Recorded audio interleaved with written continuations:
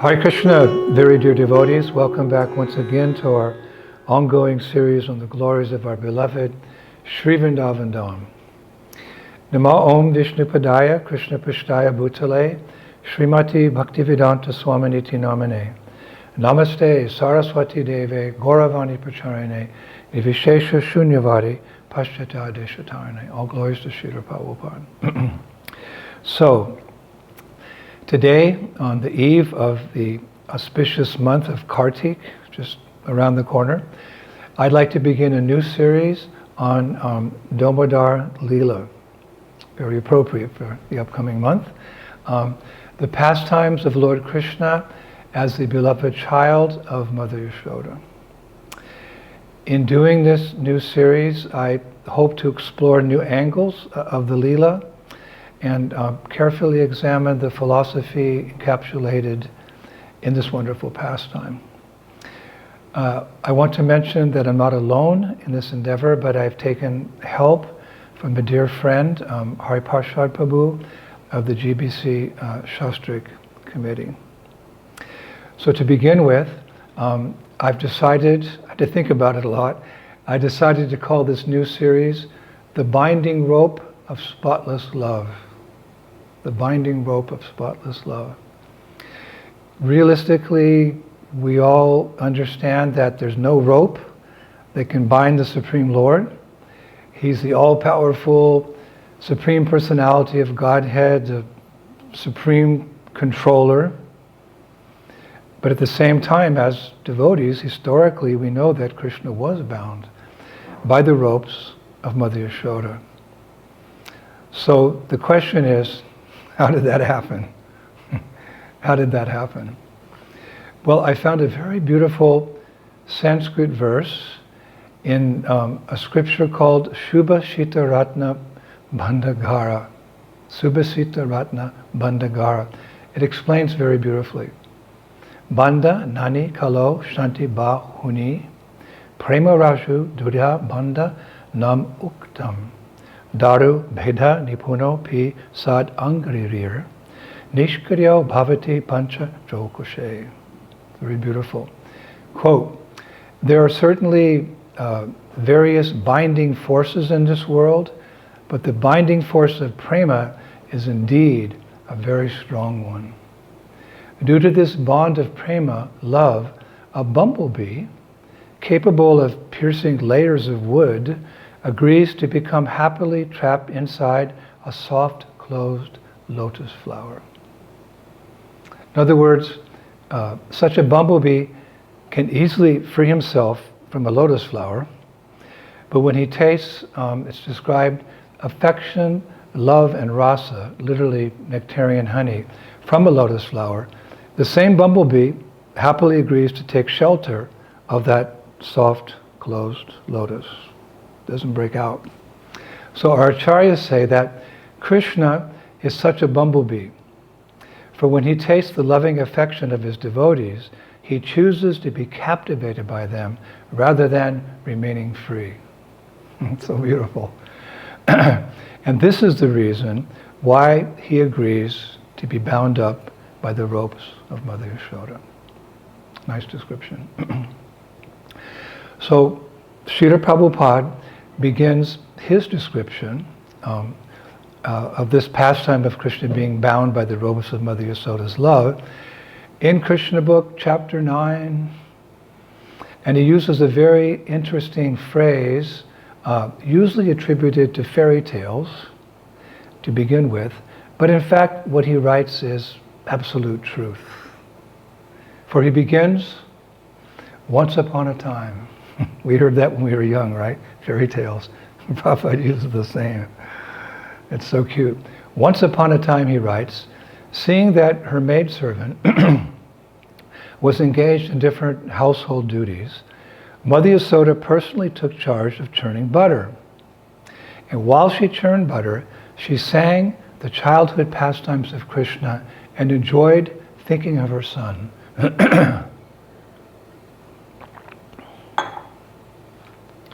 Now, Jiva Goswami writes in Gopal Champu, in the Purva Champu section, chapter 8, he reveals the song she was singing. All glories to Jiva Goswami. We get so many insights from our acharyas. He writes the song she was singing. It's very famous. She was singing, Gokula Pati Kula Tilaka Twam Ashiha. Kata Shukata Braja Rachita Shuka Braja Nainya Nandi Sa Miha. It means, my dear Krishna, you are the tilak decoration in the family of Gokula's king, for bringing great happiness to the pious people of Braj by delighting their eyes with the soothing vision of your divine form. So famous, so I'll recite it again.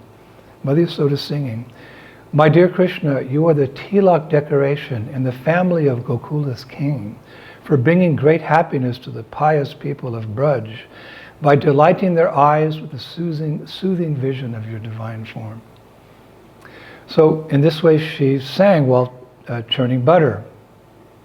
Now, while this was going on, it was early morning, and Krishna was blissfully asleep in his home, in his bed. But when he heard his mother singing so beautifully about his own glories, he woke up and he came outside.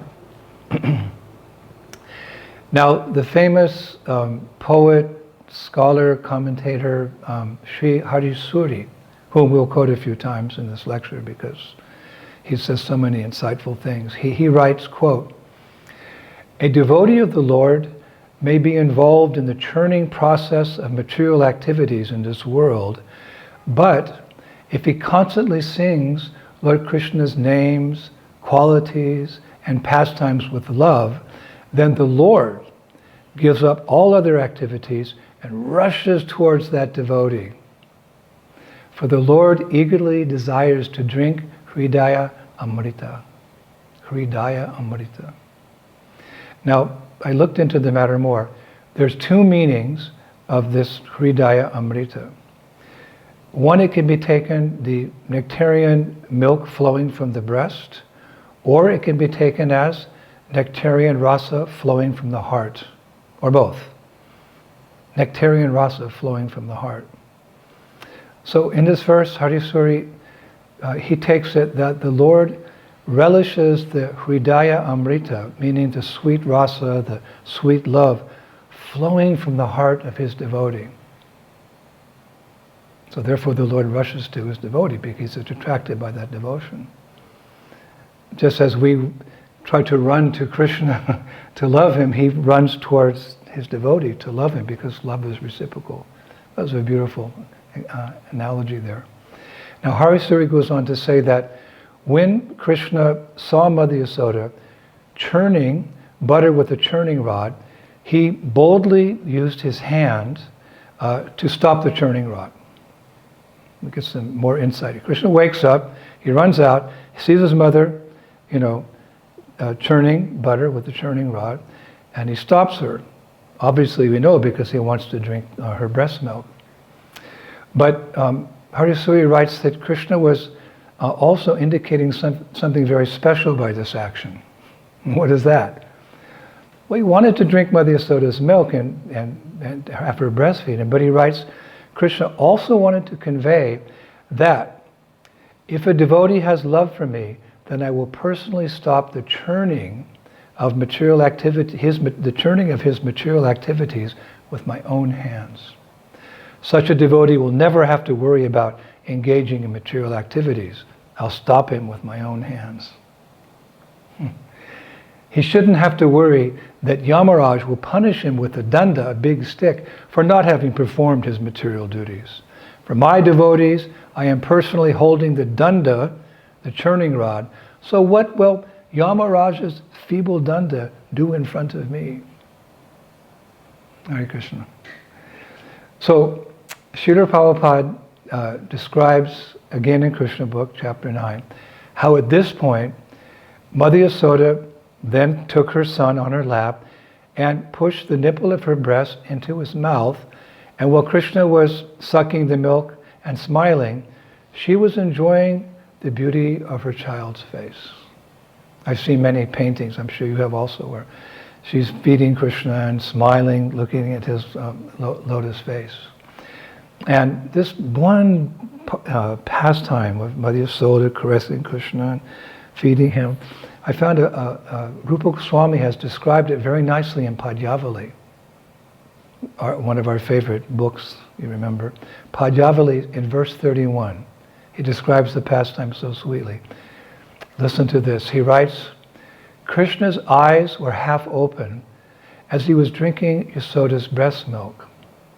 Although milk from one breast was sufficient for him, he suddenly saw that some milk was dripping from the other breast as well. He tried to save this precious milk by rubbing it off the other breast by using his hand. Not understanding this, Mother Yasoda thought he was caressing her. She responded back by caressing his chin. Krishna, half asleep, smiled, and the entire universe was able to see his 2 teeth as shiny as Vishnu's milk ocean. Then Rupa, he concludes, may those 2 teeth protect you all. Wow. May those 2 teeth protect you all. So, the question may come up, how can the Lord's 2 little teeth protect us? He's just a baby and the teeth are starting to come out. So how are those 2 teeth going to protect us? Well, I was thinking that on many occasions, we hear verses which say similar things, like, may his arms protect you, may his eyes protect you, may his face protect you. So how do all these transcendental bodily parts of Krishna protect the devotees? Well, the acharyas give the answer that if one remembers just any one of them at the moment of death, they will protect him from the greatest danger of repeated birth and death. Because by remembering Krishna, at the moment of death, you go back home, back to Godhead. We're being taught to remember Krishna's holy names at the moment of death by constantly repeating, Hare Krishna, Krishna Krishna, Hare Hare, Hare Rama, Rama Rama, Hare Hare. But everything about Krishna is supremely transcendental. So if you can just remember those 2 teeth, you can make it back home. That's the answer. There's that verse in Bhagavad Gita, what is it? Chapter 8, verse number 6. Whatever state of being one remembers when he quits this body, O son of Kunti, that state he will attain without fail. So just the 2 teeth is enough. Hare Krishna. Now coming back to Krishna, the pastime could have ended here on a happy note. I mean, Krishna could have drunk Yashoda's milk and then just gone back to sleep. But what actually happened, as often does in Braj Leela, the plot thickened. The plot thickened, to use a familiar expression. And Srila Prabhupada, the revealer of the Dham, very kindly reveals the plot in Krishna book, again in chapter 9, for he writes, suddenly the milk which was on the stove began to boil over. Just to stop the milk from spilling, Mother Yasoda at once put Krishna aside and went to the stove. We've heard that many times. Now our poet, scholar, commentator, Harisuri, he describes the event in a very interesting way. There's many angles of vision, again, I said in the very beginning. So he writes, it's really interesting, he writes, the milk tried to commit suicide. What? Why? Because the milk was thinking that Krishna is the Lord, whose very name drives away the heat of material existence. Yet here I am, shamelessly burning in the personal presence of Krishna. Thus the milk decided to end its life by committing suicide, by boiling over in the fire. Remember, everything in the spiritual world is personal, even the milk. But Krishna wanted to protect his devotee, the milk, and so he arranged for Mother Yashoda to see the boiling milk and protect it from boiling over and perishing in the fire. Harisuri Prabhu Ki. He's giving us so much insight. So Harisuri gives another reason now for the milk boiling over. He writes, it's also very interesting, Krishna was drinking breast milk, and thus the milk in the pot became jealous and started burning. For it's commonly seen that one godbrother sometimes may become jealous of the higher position attained by a godbrother. Both milks, the breast milk and the pot milk, are godbrothers, he writes, since they belong to the same milk family. Thus one milk started burning in jealousy, seeing the progress of the other milk. Bear in mind, it's jealousy, it's not envy. We hear that all the emotions we have here in the material world are also there in the spiritual world, except envy. And all those emotions facilitate one's pure Krishna consciousness. So there's some competition going on here. Sometimes competition is healthy. So yeah, that's Aryasuri's another explanation of why the milk boiled over. So, seeing the milk boiling over, Mother Yasoda, as we know, she left baby Krishna to attend to it. So Prabhupada writes in Krishna book, again in chapter 9, he writes, left in that state by his mother, Krishna became very angry, very frustrated. He pressed his teeth and lips, and taking up a piece of stone, he immediately broke the butter pot. So here, for the first time actually, the Acharyas say, we see Krishna becoming frustrated. Now, a question is raised by some scholars at this point. How can God ever be frustrated? I was reading in Bhagavatam the other day, 10:37-12, where Krishna is described as Satya Sankalpa. He who fulfills his desires simply by his will. So how can such a person become frustrated? He's also known, Srimad Bhagavatam 1:11-4, he's also known as Purnakama. Purnakama means he's fulfilled in all desires. So where's this frustration? Well, Gaudiya Vaishnavas, we understand that we go deeper. It's very personal, a transcendental way. The simple answer is that he became frustrated because his mother, whom he loves very much and who loves him very much, she left him.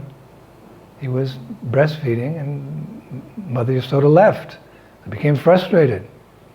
He wanted her love in the form of her milk. Now, Sri Harisuri makes a very interesting comment here. It's quite an interesting angle. He says that anyone who becomes devoid of Yashoda, meaning two things, Yasho, fame, and Da, mercy, behaves in a similarly frustrated, angry way in this world. So thus it's not surprising to see this behavior in the Lord with Mother Yashoda, but in a completely transcendental way. The emotions are there, but in a transcendental way. Yashoda, Mother Yashoda. So in his transcendental anger, his frustration, what did Krishna do? Famously, he started destroying all the household property. A little baby, he has a stick and he's going and breaking everything around the house, destroying. And Srila Prabhupada very kindly describes this destruction in Krishna book, again, chapter 9. He says, or he writes, immediately Krishna broke the butter pot, took butter out of it, and with false tears in his eyes, he ran away like a thief to eat the butter in a secluded place. Chor, he's a thief. So the interesting thing is that I was thinking that although there's destruction going on here, it's nevertheless very appealing to us. It's very sweet because it's connected to Krishna. It's connected to the spiritual world. Everything that Krishna does is good because it increases the love of his devotees for him. He's so cute as a naughty boy. He's good as a good boy and he's good as a naughty boy. And it forces us to focus our attention on the all-auspicious personality of Godhead. And thus our bhakti kripa grows. However, I was thinking that when such destruction takes place, not connected to Krishna, like in this world, it's I guess, for want of another word, it's ghastly. Recently there was a report I read that a 12-year-old boy in America. His mother wouldn't give him a mobile phone, so he took a stick and he literally destroyed everything in the house. The kitchen, and he went to the bedrooms and living room and just broke everything, just because his mom wouldn't give him a mobile phone. But Krishna's pastimes never resulted in such ghastliness. I read recently in Bhakti Rasamrita Sindhu where Rupa Goswami says that devotees experience the rasa of ghastliness only in connection with the material world, but never in connection with Krishna. We may see these things because we're here, we're residents for now in the material world. We may see ghastliness, but we never see it in connection with Krishna, ghastliness. Of course, Krishna has a ghastly relationship with some special devotees like Bhishma, etc. But we're aspiring to be Brajabasis. So we see his ghastliness as very sweet, raking the butter pot, and eventually crying with Mother Yasoda, like that. So, coming back to our pastime, Srila Prabhupada continues. He writes, in the meantime, Mother Yasoda returned to the churning place after setting the overflowing milk pan in order. Prabhupada writes, she saw the broken pot in which the churning yogurt had been kept. Since she could not find her boy, Prabhupada writes, she concluded that the broken pot was his work. And then what? Thus being amazed, she smiled. What? She smiled. So I was thinking, why did she smile?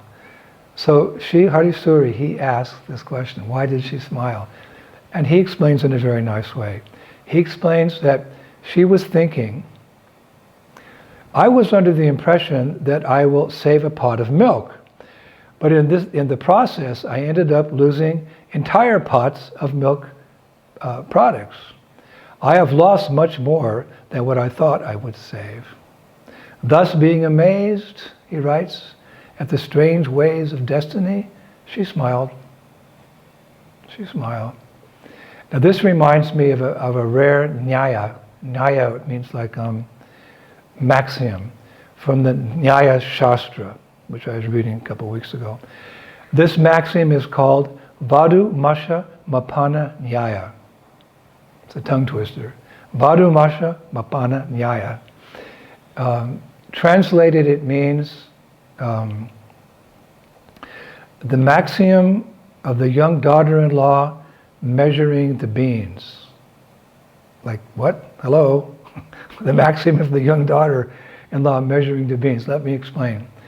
This maxim, I discovered, comes from a story that, once upon a time, long ago in Ujjain, there was a Brahmana who took a vow that he would personally distribute one fistful of masha, which means beans, every Dwadasi, the day after Ekadasi, to any beggar who came to his door. It's a nice sentiment, some compassion from a Brahmana. So the first Dwadasi was a great success. From his own hand, his own fist, he fed beans to many beggars. However, word quickly spread. And a few Dvadasis later, there was this huge queue of beggars outside his home, and he became alarmed because it meant he had to get more beans. He'd taken a vow, whoever comes, so he had to get more beans, so his expenses increased by giving beans to so many beggars. So the story goes that he started to think of ways to reduce the amount of beans to give to each person, so that in theory he could feed everyone who came without increasing his expenses.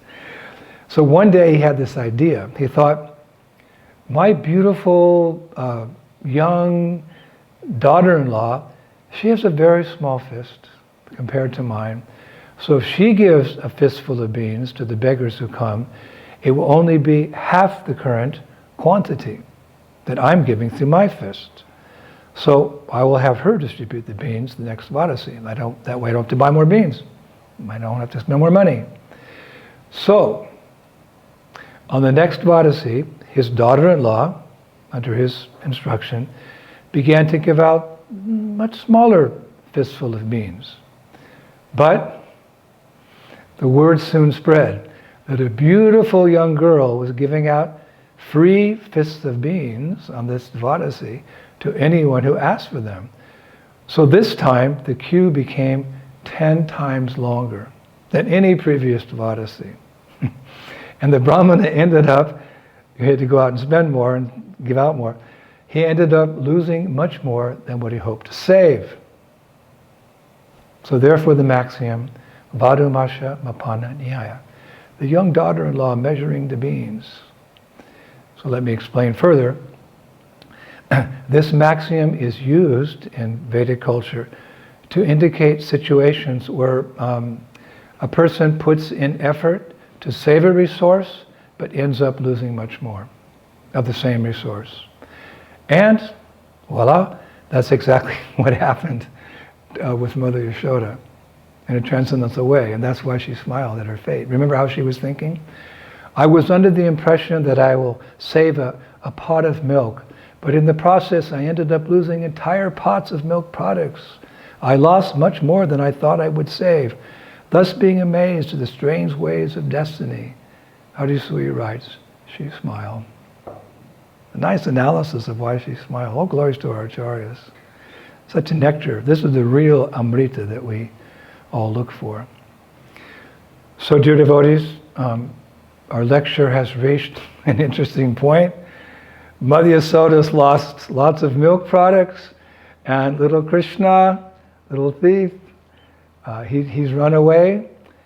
So everyone wants to hear what happened next, although we've heard it 1,000 times, because it's transcendental and nectarian, because it's connected to the Lord. We never tire of hearing His beautiful pastimes, especially in this month of Kartik, of Damodar.